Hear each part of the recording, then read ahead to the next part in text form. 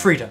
A two-syllable word with 1,000 meanings. Which matters more, my freedom to swing my fist, or my freedom to punch you in the face? Scholars remain divided. But there's one type of freedom that's the queen of freedom, yea, the robust trunk and turgid root of the great tree of liberty itself, and that is our most fundamental freedom, the freedom of speech. Unfortunately, that freedom is now under attack by leftists. I mean, just look at all these hot takes. The left is killing free speech. The left is silencing free speech. The left turned against free speech. The left wants to suppress free speech. The left is assaulting free speech. The left is stifling free speech. The left is silencing free speech. Leftist terrorists are at war with free speech Gooby. Fuck! This sounds pretty bad. Luckily, one hero has emerged to champion freedom once again, and that man is no less than YouTube's own Dave Rubin, a man who loves freedom more than life itself, a man who may disapprove of what you say, but will defend to the death your right to appear on his program and spout racist bullshit without interruption or objection, a man who's prepared to water the tree of liberty with his own tears. Are you tearing up? You did something. No, it's the lights are getting me. Was it the lights, Dave? Are you sure it wasn't freedom?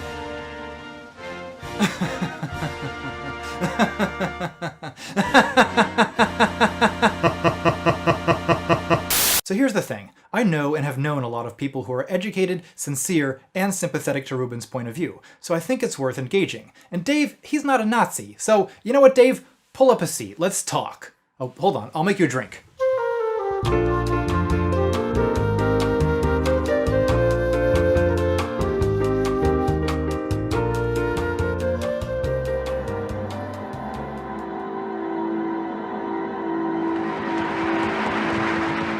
Fire! Fire! Fire! Fire! Now you've heard it. Not shouted in a crowded theatre, admittedly, as I realize I seem now to have shouted it in the Hogwarts dining room. 10 points to Gryffindor, my friends, 10 points indeed. Jesus, I can already feel myself being infected by Hitchens' pompous oratorical style. I'm tempted to call him the fatuous, overpraised Christopher Hitchens. If I keep that up, I'll be quoting Philip Larkin at you by the end of the video. But you know, Dave, it's fitting that I had an acid flashback and hallucinated Christopher Hitchens just then, because Hitchens is, in a sense, the steelman of your position, the ultimate champion of free speech. I mean, he's every liberal white boy's favorite, the man who Bill Maher practically tears up over while besmirching his memory, comparing him to Milo Yiannopoulos. I mean, you remind me like of a young, gay, alive Christopher Hitchens. Ugh. The point is, if I choose Hitchens as the representative of my opponent's position on free speech, surely no one can accuse me of strawmanning. So tell me, Acid Hitchens, what does free speech mean to you? So I'll be very daring and summarize all three of these great gentlemen of the great tradition of especially English liberty in one go. What they say is, it's not just the right of the person who speaks to be heard. It is the right of everyone in the audience to listen and to hear.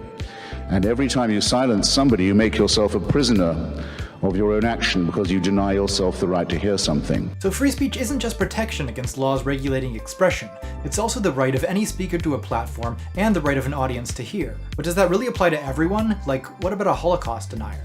So that person doesn't just have a right to speak. That person's right to speak must be given extra protection because what he has to say must have taken him some effort to come up with, might contain a grain of historical truth, might in any case give people to think about why do they know what they already think they know? How do I know that I know this, except that I've always been taught this and never heard anything else? So not only does a Holocaust denier have a right to speak, but, in this view, because what they say is marginal, we actually have a duty to provide special protections to make sure that what they have to say is heard. This is a huge, all-inclusive, and very nuanced notion of free speech, and Hitchens isn't making it up. It comes from John Stuart Mill, one of history's great social justice warriors. According to this view, the right to free speech goes way beyond anything guaranteed by the US Constitution. It takes into consideration not just legal restrictions, but also the social pressures that can silence nonconformists in marginal viewpoints in subtle ways. And you know, Dave, I like that you and Hitchens have this very advanced conception of free speech. The idea that we should protect and perhaps even amplify minority viewpoints is one that I share. So great, we actually start from a point of philosophical agreement. Where we disagree is in the application, the main point of contention being which speakers are truly marginalized and in need of special protection. And I think the best way to flesh out that disagreement is to consider the accusations that the left has it out for free speech. In my experience, the big pieces of evidence usually brought out against the social justice warrior left are prohibitions against hate speech, trigger warnings, safe spaces, and deplatforming. In this video, I'll cover hate speech, and the rest of it, well, we'll get to that soon, Dave. We'll get to that real soon.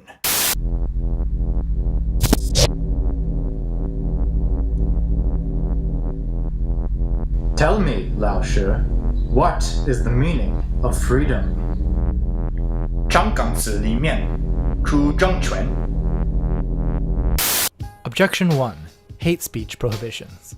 Unlike the accusations regarding trigger warnings and safe spaces, the suggestion that the prohibition of hate speech violates the right to free speech is at least not completely frivolous. I think this is worth taking seriously. Now, free speech prohibitions exist at 3 levels. At the highest level, there are legal prohibitions, such as the prohibitions against displaying Nazi imagery, which have allowed Nazis to get my anti-Nazi videos banned in much of Europe. Speaking as a freedom-loving American, I find these laws clearly in violation of what the right to free speech protects. I mean, what? The Führer is gonna make it illegal to display a swastika now? What is this, Nazi Germany? At the middle level, there's institutional prohibitions, such as those that prohibit hate speech in particular settings, such as universities or the workplace. These, I think, are quite a good idea, and I'll explain why in a moment. At the bottom level, there are social restrictions. For instance, there's a lot of social pressure in certain communities not to be racist, sexist, homophobic, and so on. And although not formal rules, these norms can have a silencing effect and place a de facto limitation on the things people are willing to say. For instance, conservatives and classical liberals are constantly complaining to me about how the words transphobe, racist, Islamophobe, and so on are being used to silence them. And in a sense, they're kind of right. I mean, people are saying those things to you because they want you to stop saying what you're saying. But of course, this is pretty microscopic as far as restrictions on free speech go. So I guess you might say it's a sort of free speech microaggression, right? And that is what it is. It's a subtle, indirect way of trying to get you not to say a certain thing. So great, I want to congratulate conservatives on independently discovering the idea of microaggressions. But if you're willing to grant that words like Islamophobia can have a silencing effect, you should also be willing to grant that small acts of racism, sexism, homophobia, and so on can likewise suppress the speech of marginalized people. For instance, I constantly hear from women, trans, and gender non-conforming people that they've thought of making YouTube videos, but they just don't want to deal with the hate, the trolls, the constant misogyny and attacks on gender identity, the public shaming, and genderqueer and feminist cringe compilations, and so they just avoid speaking up on YouTube altogether. So in a sense, these people are being silenced by the misogynistic and transphobic atmosphere, in the same way that your average YouTube shitlord would probably feel pretty alone and silenced in a gender studies class with 19 women complaining about sexist men. Now, when I bring this up with classical liberals, they uniformly respond, if you can't take the heat, get out of the kitchen. The internet's just like that. Why can't you just deal with it? To which I respond, why can't you just deal with being called a racist on college campuses? Academia's just like that. And whatever you say to that, there's the answer to your question. So if you adopt a sophisticated view of free speech, you have to contend with the following contradictory situation. There are many instances where you have to choose between suppressing one person's speech or another's. The fact is, there is no true neutral when it comes to free speech. It's literally impossible to protect everyone's speech equally because some forms of speech tend to dampen other forms of speech. So there comes a point where you have to choose whose side you're on. In this case, do you want to defend the speech of misogynists or the speech of women? Racists or people of color? Homophobes and transphobes, or queer people? And I'm not talking about passing laws here, I'm talking about establishing norms of discourse. And what I notice about you, Dave, and about much of your audience, is you only ever seem to stand up for the right of people not to be silenced by slurs like racist and transphobe, and in fact, you present the topic like it's the most important political issue in the world right now. But on the subject of how bigoted attitudes and speech may silence women, people of color, queer people, and other marginalized groups, you seem to have absolutely nothing to say. There's endless catastrophizing from classical liberals on YouTube and elsewhere about how policies prohibiting transphobia in the workplace, including intentional misgendering, are a terrible limitation on the freedom of speech of transphobes. But these same people give no concern whatsoever to the way in which a hostile environment where, for instance, a trans employee's gender identity is constantly disparaged and disregarded might itself have a silencing effect if it doesn't pressure trans people out of the workforce altogether. And I can't help but look at this and conclude that you've taken a side in an ideological battle, while pretending all the way that you're simply defending the supposedly completely neutral value of free speech. Well, don't think we don't notice which instances of speech you choose to defend, and this doesn't just apply to Dave Rubin either. Let's see what Hitchens, so passionate in his defense of the Holocaust denier's right to a platform, has to say about protecting the speech of women, queer people, and people of color. Because we've had invocations of a rather drivelling and sickly kind tonight of our sympathy. What about the poor fags? What about the poor Jews, the wretched women who can't take the abuse, and the slaves and their descendants, and the tribes who didn't make it and were told that their land was forfeit? So the women, the fags, the slaves and their descendants, and the tribes who didn't make it should just take the abuse, while the Holocaust denier deserves special protections. Like I said, don't think we don't notice whose speech you rush to defend, and who you tell to take the abuse and get over it.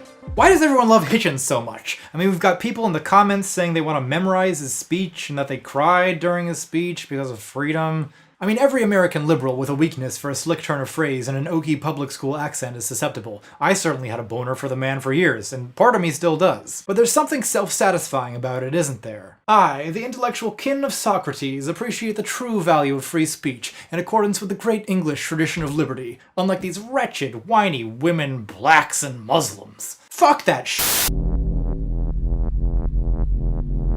Tell me, Lao Shi, what is permitted and what forbidden? 天高皇帝远. The truth is that there are always explicit or implicit limitations on the kind of speech that's acceptable, and there are major restrictions that no one complains about, not even Dave Rubin. For instance, there's a whole lot of stuff that you aren't allowed to say or do in a YouTube video. If there weren't, there would be a whole lot more full penetration on this channel, I can tell you that. Just multiple camera angles of me being ruthlessly pegged by a giant woman in a lizard mask. And sure, maybe that's not what Milton had in mind when he wrote the Areopagitica, but do you believe in freedom or not, Dave? And okay, I guess obscenity and hate speech are maybe not equivalent examples, granted, but even the staunchest defenders of free speech all seem to have instances where they're willing to make exceptions. For instance, Hitchens claims at the beginning of his free speech lecture that he's willing to tolerate any interruption, no matter how abusive. I exempt myself from the Speaker's kind offer of protection that was so generously proffered at the opening of this evening. Anyone who wants to say anything abusive about or to me is quite free to do so. And we've heard his defense of platforming Holocaust deniers, but is he willing to give 9/11 truthers the same courtesy? Let's take a look. Go away. Go away. We don't want fascist crackpots taking up our meeting. Thank you. Go away.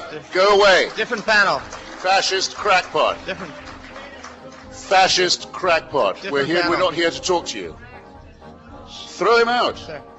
Throw him out. Here, sir. Security. Security, please. So he calls them fascist crackpots and has them removed by security, and in the comments the fanboys are celebrating the ownage. But all he did is deplatform them, which, fair enough, I mean I would do the same, but he's doing exactly what I say we should do with people like Richard Spencer, and then people accuse me of being against freedom of speech. The point is, no one is perfectly consistent when it comes to protecting the speech of people they disagree with, and in fact, it's impossible to be perfectly consistent because, as I've argued, some forms of speech tend to suppress other forms of speech. But I think you can learn a lot about a person's politics by which speech they choose to defend and which speech they choose to shut down. So when I see people defending Richard Spencer and acting like the Declaration of Human Rights has gone up in flames because of campus or workplace hate speech prohibitions, while saying absolutely nothing about the way hate speech itself can be silencing, I don't see neutral defenders of free speech. I see people who have taken a side, and it's not the right side. As Philip Larkin once said,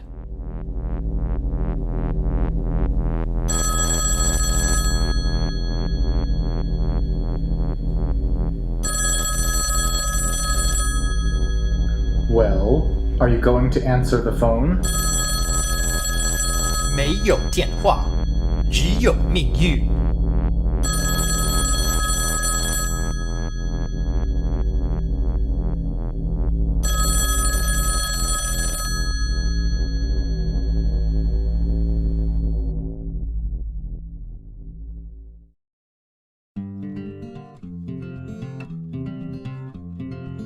Special thanks to James Rands, who's been very unjustly excluded from the credits until now.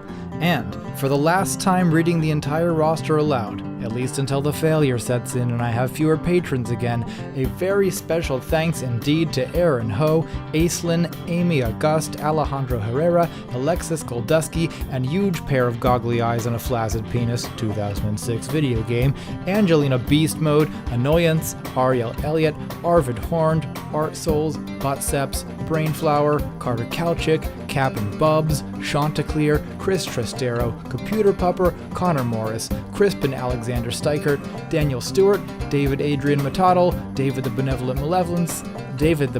Malevolence, you bastard with your hard to pronounce name, Elias Jackson, Elton, Eris, Ewan, Felipe Villasenor, Feral Kimchi, Vernacular, Flicky, Forer, Garrett Lassie, Get Dunked On, Heronine Addict, Heterodox, J. Michael Comfort, Jason Walter, Jennifer German, Jessica Hazard White, Joel Casas, Jonas Arentorp, Jonathan Messino, Kat Stass, Krister Svanland, Mallory Ellen, Margaret Pless, Manfred Ghost Puncher, Max, Michael C. Johnson, Mickey Rao, Mitchell Reedman, Nick Wolf, Neil Tack, Stealer of Souls, No, Olivia Mello, Percy Steamboat, Philo, Pofo, Problematic White Bitch, Rational Disconnect, Raymond Heinrich, Bree Mansell, Rob Holtz, Robert Phillips, Roman Olyashev, Romy Koya, Sarek Vulcan, Sean Wallace, Space Kitty, Step Back, Sophie C., Thea Williams, Theodore Warner, The Coffee Cup, Tom Martell, Top Pupperanian, Unknown Email, Vera, Vladlina Kostasku,